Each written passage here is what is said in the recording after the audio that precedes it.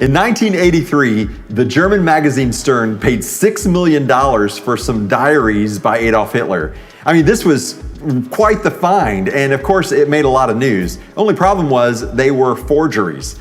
You know, throughout life, you've always heard about frauds and people who perjure themselves or offer some sort of false testimony or currency, all kinds of ways. In fact, people have become rich off of that, and it's a whole nother industry trying to know, how do you identify a counterfeit? How do you identify a fraudulent piece of art or a fraudulent piece of history?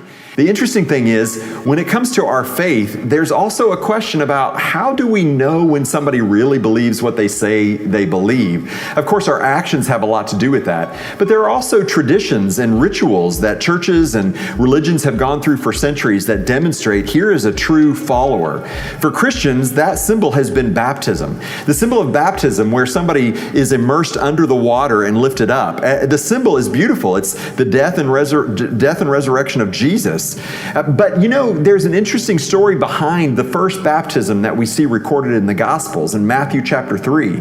John the Baptist, Jesus' cousin, was out doing these baptisms for people who were just saying, hey, I want to change the way I'm living. I want to give up an old way of living and start living a new way. And Jesus showed up to this crowd of people. And among the crowd were all kinds of religious people who said that, hey, we've got the religious heritage. We've got the religious pedigree. We are Abraham's children. Now, for the Jew, that was a big deal to say, because if you were Abraham's descendant, just by the fact that you were a part of that tribe, you were considered to be a righteous and good person. And John the Baptist is looking around at all these peoples, and he's basically saying, hey, you guys are a bunch of frauds. You need to change the way you're living. It's not just about what you say you believe. It's about how your faith bears fruit in your life. And he was baptizing people in the water. Well, interestingly enough, right at that time, Jesus comes up and says to John that, hey, I want to be baptized. I want to be baptized. And John's looking around. Here he is, the Lamb of God who came to take away the sins of the world. And John says, I should be baptized by you. And Jesus says, no, it needs to be this way for now. And so Jesus was baptized by John in the Jordan River, not because he was a sinner and needed a new start, but because he was giving a public example of what it meant to live humbly and to serve and follow and live for the good of other people. He was giving us an example of his own faith, his own obedience to the Father. Of course, the baptism in water was nothing compared to the baptism he would experience as he died on the cross, and 3 days later, God raised him from the dead.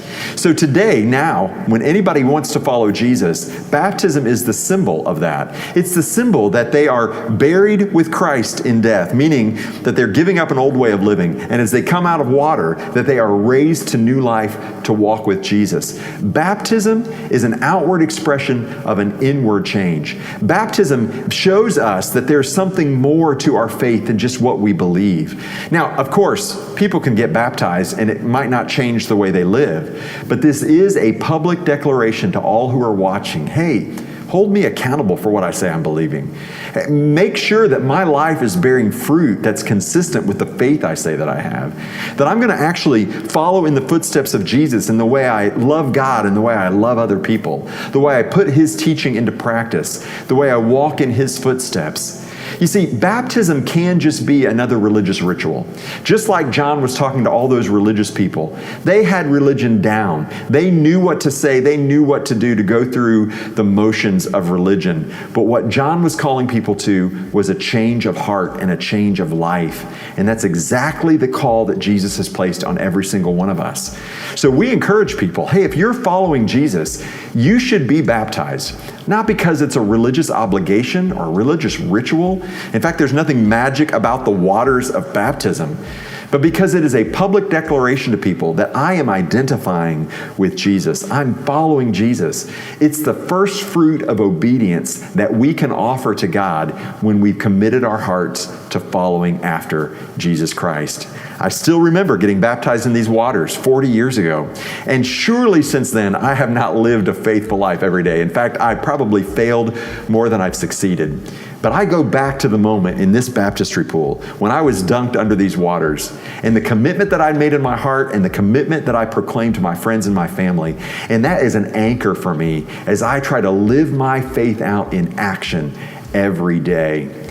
If you have questions about baptism or following Jesus, hey, let us know. We would love to pray for you and walk with you through all of these challenges of living in this world today and living a faithful life and following Christ. Baptism is just the beginning. Grace and peace be with you.